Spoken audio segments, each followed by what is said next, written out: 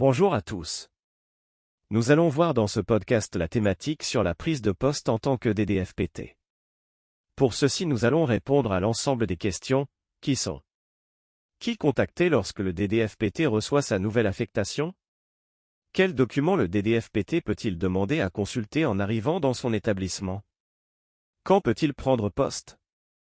Quelle est l'une des premières tâches qu'il doit effectuer? Je vous propose de commencer par répondre à la question qui contacter lorsque le DDFPT reçoit sa nouvelle affectation.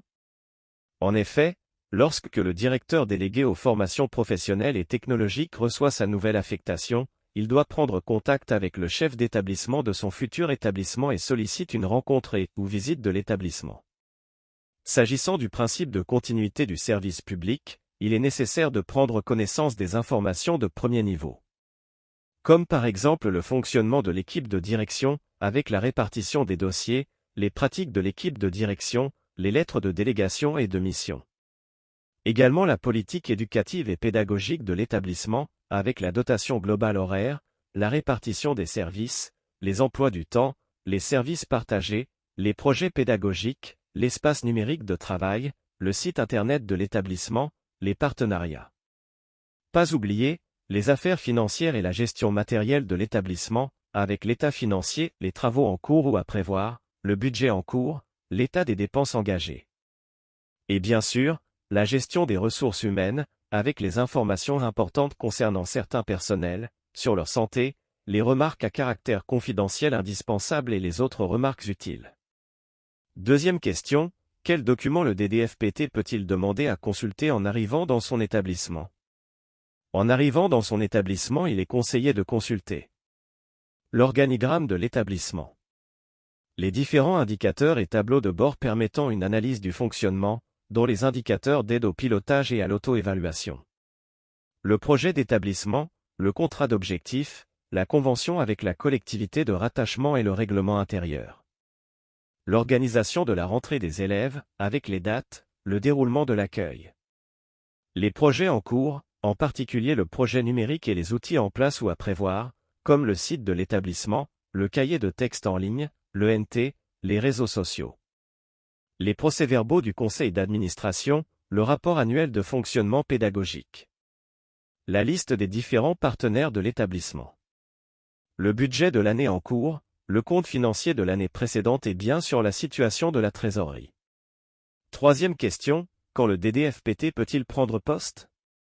Le DDFPT s'installera dans son nouveau poste aussi rapidement que possible et en général dans la dernière quinzaine du mois d'août. Ce sera le moment de rencontrer véritablement les membres de la communauté éducative de l'établissement.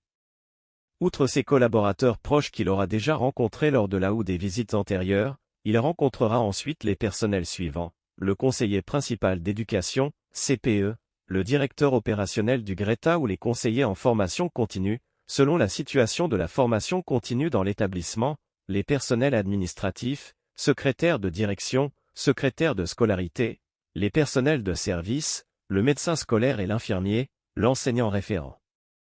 Pour le handicap, l'assistant social, les professeurs, le professeur documentaliste, le psychologue de l'éducation nationale, les personnels exerçant une mission particulière dans l'établissement, et notamment les différents référents et coordonnateurs, les représentants des personnels élus au conseil d'administration et les représentants des organisations syndicales, les responsables des différentes associations, les représentants de parents et les coordonnateurs des dispositifs existants dans l'établissement.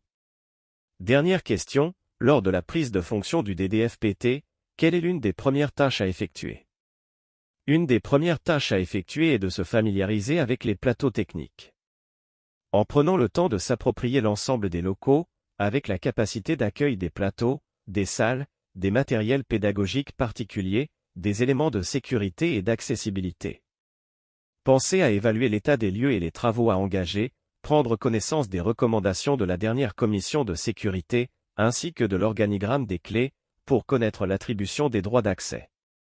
Prendre également connaissance des plans particuliers de mise en sécurité, PPMS, de l'établissement, du document unique d'évaluation des risques professionnels, DUE, et le cas échéant, de la sécurité du parc de machines sur l'ensemble des plateaux techniques.